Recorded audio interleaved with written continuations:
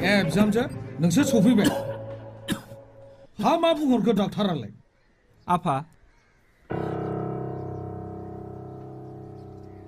हा मा जाखो फालाय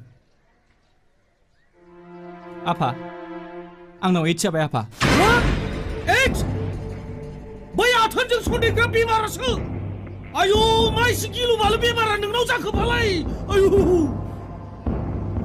हाबा फिसा मा जाखो मा जालाबायखो बेखौलाय आयु ओइ नोंसोर सानैबो बे आंनि न'निफ्राय ओंखारला लामाया हनै आफा नों बेफोरखौ मा बुंलाबायदों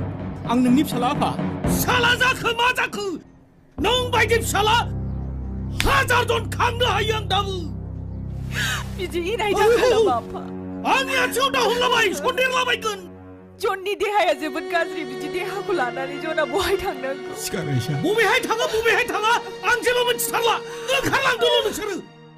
आयु हाबाब मा बेमार बेफोरलाय फिफा नों मानो गावनि फिसाखौनो बेबादि सानखो नों सिथारो आयै आं आफानि आखलखौ मिन्थिजोबखागौ आंनो थाला बे न'आवहाय आंनो ओंखारलांसै ओइ थिनो बारनानै फै सन्देरलाबायगोन गाव गावनि थब्ला थब्लिखौ लाना ओंखारलांखा ओइ नोंसोर मा खालामबाय थादों गाव गावनि रुमाव थां ओइ रुमाव हाबैजोबदो दा ओंखारथारसै रुमनिफ्राय आयु जानाय नंलाबाय मा गिलु-बालु बेमार बेलाय